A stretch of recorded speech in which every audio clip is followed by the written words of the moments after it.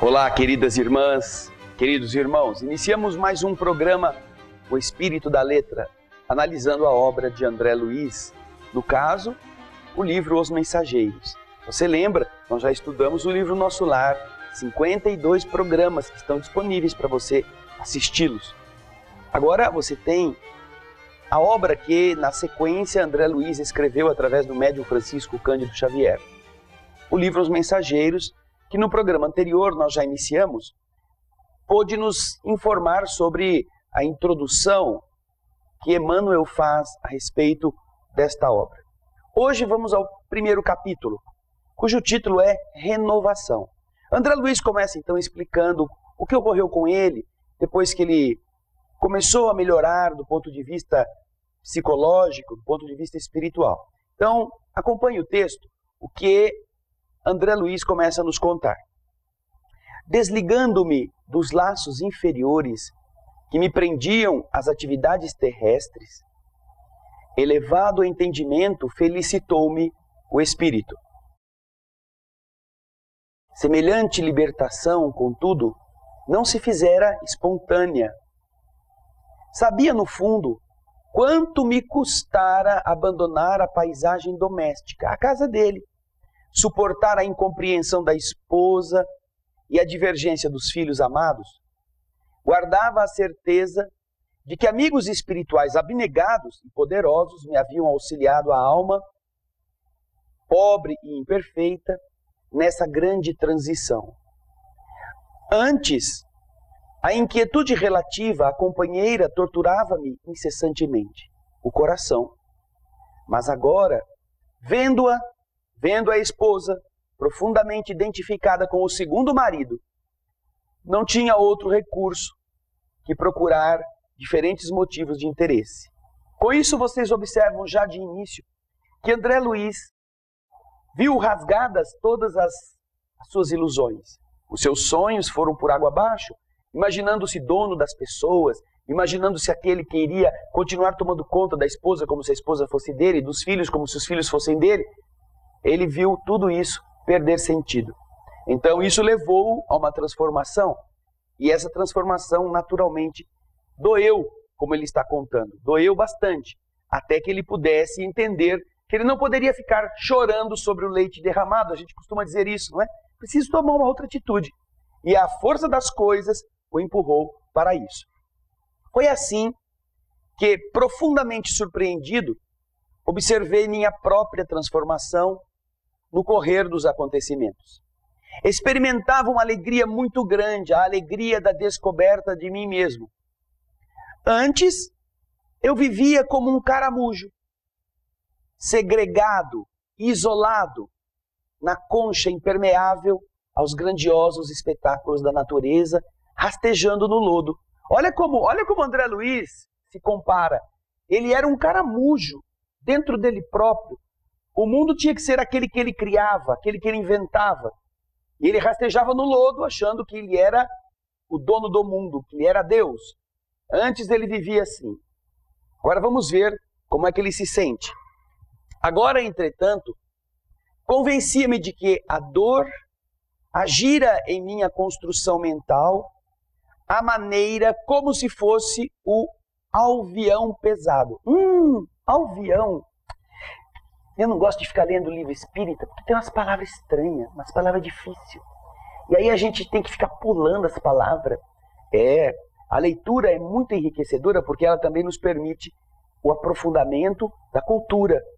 Quando você está diante de uma palavra que você não está acostumado, vá ao dicionário. Eu separei para este primeiro capítulo pelo menos 18 palavras, 18, que não são de uso comum e que enriquecem o seu vocabulário. Agora, esta palavra que ele usa aqui, alvião, é uma palavra que não é comum no nosso vocabulário. E se você imaginar, é um erro de, faltou uma letra aqui, ou tem uma letra a mais. Alguns vão dizer que é avião, não é avião. Outros vão dizer, inclusive, como está em alguns livros que foram digitalizados, vão dizer que é aluvião, e também não é aluvião. Você vai ver agora a imagem do que é o alvião. Olha aí, alvião existe e é esta ferramenta. é uma ferramenta de uso na agricultura ou na construção, em que uma ponta é a ponta da picareta, pontuda, robusta para quebrar e furar, e no lado oposto é uma enxada que ajuda a puxar. Então isto é um alvião, é uma ferramenta usada pelas pessoas na construção ou na agricultura. Então, veja só, ele era o quê? Ele se sentia um caramujo, mas foi trabalhado pelo alvião pesado, cujos golpes de início eu não entendera. O alvião quebrara a concha de antigas viciações do sentimento, libertara-me, expusera-me o organismo do espírito, ao sol da bondade infinita. E comecei a ver mais alto, alcançando longa distância. Pela primeira vez, classifiquei meus adversários como se fossem benfeitores. Comecei a frequentar de novo a minha casa na terra, não mais como o senhor do círculo doméstico, mas como aquele que trabalha, um operário, que trabalha no bem-estar de todos, como se aquele lar fosse a oficina que a vida me designara. Não mais procurei na esposa do mundo a companheira que não pudera compreender a mim e eu a ela, mas sim procurei a irmã a quem deveria auxiliar tanto quanto estivesse em minhas forças. Renunciei a encarar o segundo marido como um intruso que modificara meus propósitos, para nele ver apenas o irmão que necessitava de ajuda das minhas experiências. Não voltei a considerar os filhos propriedades minhas, e sim companheiros muito queridos aos quais me competia estender os benefícios do conhecimento novo, amparando-os espiritualmente na medida das minhas possibilidades. Vocês viram que tudo isso mudou muito André Luiz, a visão que ele tinha das pessoas com quem ele convivia. Nós vamos para o primeiro intervalo e a seguir continuaremos a ver como André Luiz está falando da sua renovação no capítulo 1 do livro Os Mensageiros. Fique conosco, daqui a pouco estamos de volta.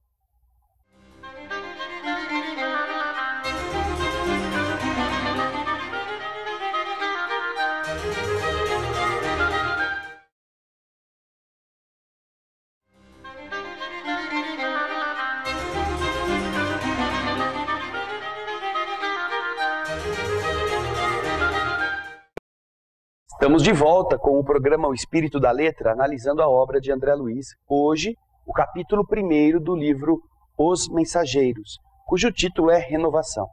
Estávamos vendo como André Luiz relata a sua transformação, motivada pela força das coisas. Ele não encontrou mais a esposa como mulher dele, encontrou um intruso na casa como segundo marido, os filhos estavam totalmente afastados da sua memória, dos seus ensinos. E então ele se viu obrigado a transformar-se. E essa dor produziu nele um benefício muito grande, como uma coisa que quebra a sua concha. Ele cita a palavra alvião como aquela ferramenta parecida com a picareta que você já viu, batendo sobre ele e quebrando as suas ilusões, aquela casca debaixo da qual nós geralmente nos abrigamos. E depois que isso aconteceu, nós vamos ver André Luiz contar o que aconteceu com ele. Acompanhe o texto juntamente com a leitura. Compelido, forçado, obrigado a destruir meus castelos de exclusivismo injusto, senti que outro amor se instalava na minha alma. Órfão dos afetos terrenos e conformado com os desígnios, com as vontades, com os projetos superiores que me haviam traçado um rumo diferente ao meu destino, comecei a ouvir o apelo profundo e divino da consciência universal. Somente agora percebia quão distanciado eu vivera das leis sublimes que regem a evolução das criaturas. A natureza recebia-me com transportes de amor. Suas vozes agora eram muito mais altas que as dos meus interesses isolados. Pouco a pouco eu conquistava a alegria de escutar a natureza os seus ensinamentos misteriosos no grande silêncio das coisas. Os elementos mais simples adquiriam a meus olhos extraordinária significação. A colônia espiritual, que me abrigara generosamente, que era a cidade nosso lar, revelava novas expressões de indefinível beleza. O rumor das asas de um pássaro, o sussurro do vento e a luz do sol pareciam dirigir-se à minha alma, me enchendo o pensamento de prodigiosa harmonia. A vida espiritual, inexprimível e bela, abrira-me os portões resplandecentes.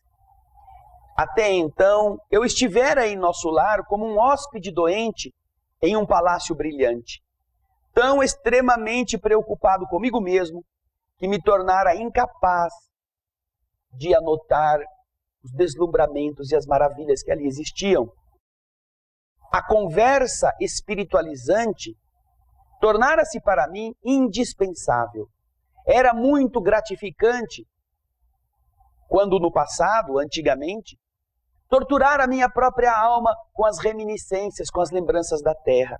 Eu gostava das narrativas dramáticas de certos companheiros de luta, lembrando o meu caso pessoal e embriagando-me nas perspectivas de me agarrar de novo aos parentes do mundo, valendo-me desses laços inferiores. Mas agora, perdera totalmente a paixão pelos assuntos de ordem menos digna. As próprias descrições dos doentes nas câmaras de retificação pareciam-me desprovidas de maior interesse. Não mais desejava informar-me, saber, conhecer a procedência dos infelizes. Não perguntava das suas aventuras nas zonas mais baixas. Procurava irmãos necessitados. Desejava saber naquilo que eu poderia lhe ser útil. Então, vocês observam aqui que André Luiz foi se tornando diferente. Ele perdeu os encantos pelas coisas materiais. A dor o ensinou a ver o mundo de outro modo, a encarar as coisas por um outro prisma. E então agora ele se voltou para a natureza, para as belezas espirituais que preenchiam a sua mente. E se no começo do trabalho ele gostava de ficar se informando sobre o que cada um tinha feito de errado, para ele lembrar das coisas da vida dele, do parente dele, dos sofrimentos dele na terra, agora já não era mais importante para ele. Ele atendia as pessoas que chegavam nas câmaras de retificação e procurava fazer o melhor que podia por elas. Já não tinha aquela curiosidade que nós vimos lá em nosso lar, ele querendo saber, e a senhora veio de longe? Como é que foi o seu problema? Ele estava curioso. Agora não. Ele já sabia que todo mundo era um conjunto de lodo, de erro, de dor, que por mais diferente que fosse, era sempre a mesma coisa. Traiu, foi traído, matou, foi assassinado, roubou, ou foi roubado, e guardou ódio. Todos tinham as mesmas problemáticas próprias do atraso. Então André Luiz já não tinha mais esse interesse. Aí, vendo que ele estava com essa situação assim acalmada, a enfermeira Narcisa, observando o seu estado e vendo como ele tinha se transformado, certo dia procurou, ou enquanto trabalhavam, e lhe disse: André, meu amigo, você vem fazendo a renovação mental, você vem modificando os seus pensamentos. Em tais períodos, extremas dificuldades espirituais nos visitam o coração. Lembre-se da meditação no Evangelho de Jesus. Olha a advertência da velhinha sábia. Você está mudando a sua mente. E nessas ocasiões é um problema muito sério, porque você muda a mente, mas fica vulnerável às dores, às insatisfações. Então busque o Evangelho de Jesus e medite sobre ele, diz Narcisa. Sei que você experimenta intraduzível alegria ao contato da harmonia universal, disse ela. Após o abandono das suas criações caprichosas, das coisas que você trouxe da terra, mas reconheço que ao lado das rosas da alegria profunda, do júbilo, Defrontando os novos caminhos que se abrem para a sua esperança, existem espinhos de tédio, de cansaço, de nojo, de abatimento nas margens das velhas estradas inferiores que você vai deixando para trás. Seu coração é uma taça iluminada aos raios do alvorecer divino, mas vazia dos sentimentos do mundo que a encheram por séculos consecutivos. Olha só, que coisa linda que a enfermeira fala para ele. Você esvaziou-se das coisas ruins da terra. Você descobriu a beleza do mundo espiritual, mas você é uma taça que está iluminada por fora e vazia por dentro.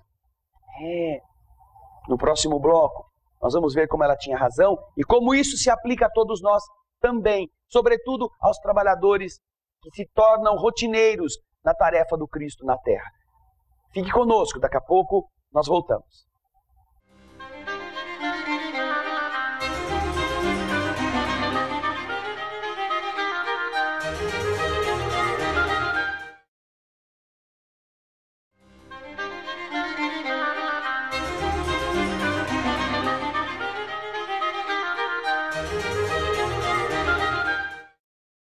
Estamos voltando com o estudo do livro Os Mensageiros, o capítulo 1, Renovação. Nós vimos que André Luiz é, vamos dizer assim, analisado com percussiência, com profundidade pela amiga Narcisa. E ele se vê realmente despido naquilo que ele sente. Tinha perdido todos os afetos da terra, conforme anteriormente ele assim sentia. Descobrir a beleza do mundo espiritual, mas estava vazio. Não poderia, diz ele, não poderia por mim próprio formular tão exata definição do meu estado espiritual. Narcisa tinha razão. Suprema alegria invadia-me o espírito, ao lado de uma desmedida sensação de tédio quanto às situações da natureza inferior. Sentia-me liberto das pesadas algemas, dos pesados grilhões, porém não possuía mais o lar, a esposa, os filhos amados.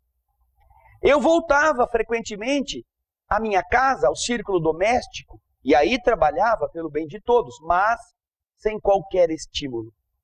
Minha devotada amiga Narcisa acertara. Meu coração era bem um cálice luminoso, porém vazio. A definição comovera-me. Ao ver as minhas lágrimas silenciosas, Narcisa acrescentou: André, encha essa taça nas águas eternas daquele que é o doador divino. Além disso, André, todos nós somos portadores da planta do Cristo na terra do coração. Em períodos como este que você atravessa, há mais facilidade para nos desenvolvermos com êxito, se soubermos aproveitar as oportunidades. Enquanto o espírito do homem mergulha apenas em cálculos e em raciocínios, o Evangelho de Jesus não lhe parece mais do que um depósito, um repositório de ensinamentos comuns. Mas, quando se lhe despertam os sentimentos superiores, verifica que as lições do Mestre têm vida própria e revelam expressões desconhecidas da sua inteligência à medida que se esforça na edificação de você mesmo, como um instrumento do Pai. Quando crescemos para o Senhor, seus ensinos crescem igualmente aos nossos olhos. Vamos fazer o bem, meu caro. Encha o seu cálice com o bálsamo do amor divino. Já que você pressente os raios da alvorada nova, caminhe confiante para o dia. Não fique esperando que ela chegue. Não fique lá parado, lastimando que é sozinho. Um dia eu vou ser feliz. Não. Você começou a perceber a alvorada? Caminhe para ela. Assim ela chega mais depressa. E então, disse Narcisa, conhecendo o meu temperamento de homem amante do serviço movimentado, ela disse: você tem trabalhado bastante aqui nas câmaras, onde eu também me preparo por minha vez, considerando o futuro próximo, que eu vou ter que reencarnar na carne. Eu, pessoalmente, não poderei acompanhá-lo, mas eu acredito que você deve aproveitar os novos cursos de serviço instalados no Ministério da Comunicação, um outro ministério de nosso lar. Muitos companheiros nossos habilitam-se a prestar ajuda na terra, nos campos visíveis e invisíveis ao homem, acompanhados todos eles por nobres instrutores. Você, André, você poderia conhecer experiências novas, aprender muito e cooperar com excelente ação individual. Por que não tenta? Disse ela. E antes que eu pudesse lhe agradecer esse alvitre, essa sugestão valiosa, Narcisa foi chamada ao interior das câmaras a serviço, deixando-me dominado por esperanças diferentes daquelas que eu abrigara até então, relativamente às minhas tarefas. Você vê, então, que ao terminarmos o primeiro capítulo, André Luiz nos relatou coisas interessantes. Primeiro, que ele vivera na ilusão de um caramujo na colcha. Segundo, que ao desencarnar, a dor funcionou como uma golpeadora dessas ilusões, dessa casca grossa, fazendo ele sair dela. Terceiro, que ao sair, ele descobriu um mundo melhor, um mundo novo, as belezas da espiritualidade, da natureza, do sol, da luz, dos companheiros, da verdadeira amizade, mas ele perdeu aquilo que ele considerava precioso, aquele tipo de afeto. Não tinha mais a esposa, que agora era de outro, não tinha a família, que agora também não o sentia. Então a coisa era tudo maravilhosa, mas ele estava vazio. Aí vem Narcisa e lhe diz aquilo que nós precisamos ouvir. Muitos trabalhadores espíritas convertem a alegria dos primeiros momentos em uma taça luminosa e vazia depois que faz o trabalho transformar-se em rotina. Depois que vai todo dia no centro espírita. Depois que tem que dar pratos de sopa todos os dias e lavar, e enxugar, e guardar, e limpar a panela. Aquilo que no começo era uma alegria do serviço no bem, se transforma na rotina sem graça. Então muitos fazem mecanicamente. Muitos se esquecem de Jesus em cada prato que servem e acham que é o trabalho muscular que é interessante. André Luiz está vivendo isso e Narcisa lhe diz, quanto mais você se sentir vazio, mais você deve acercar-se do Evangelho de Jesus e converter essas atitudes mecânicas, ao contrário, em atitudes que dão sentido a esse Evangelho. Quando nós crescemos para Jesus, os ensinamentos de Jesus crescem para nós. E nós vamos ler o Evangelho e vamos aprender conceitos que até então não faziam sentido. Apenas intelectualmente nós líamos, apenas de uma maneira mecânica nós nos prendíamos às coisas do Espírito no Evangelho que nós conhecemos. Quando você se torna um trabalhador entediado, um trabalhador mal-humorado, alguém que levanta e fala, hoje é dia de eu ir lá cuidar de criança, hoje é dia de eu ir lá dar banho em velhinho, hoje, ai meu Deus, essa cama estava tão boa. É porque você não está fazendo como deve. É porque você achou que meia hora de trabalho assim na euforia compensaria o resto do tempo, sem esforços diferentes deste de 5 minutos. Não, é preciso descobrir em cada atitude a noção nobre do Evangelho e amadurecer com isso. Então, quando você está na tarefa do bem, recorde-se que este bem deve fazer bem a você. Você deve levantar todo dia feliz. Hoje é meu dia de ir trabalhar em tal lugar. Hoje é o dia de eu visitar aquele doente no seu casebre. Ai, que bom, eu vou com a minha alegria, porque eu sei que Jesus sabe que aquela pessoa conta com o pouco que eu vou lhe dar, com o carinho que eu vou dizer a ele, que ele é importante para nós. Isso tudo faz sentido quando a gente aprende com André Luiz que é preciso encher a taça. Não basta apenas ser trabalhador braçal. É preciso amar o que se faz. E o Evangelho do Senhor, dito aqui no capítulo 1 de Nosso Lar, nos ensinará isso.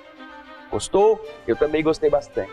Então espero você no próximo programa para o capítulo seguinte, o capítulo 2, quando André Luiz vai começar a destinar-se a um outro trabalho, tá bem?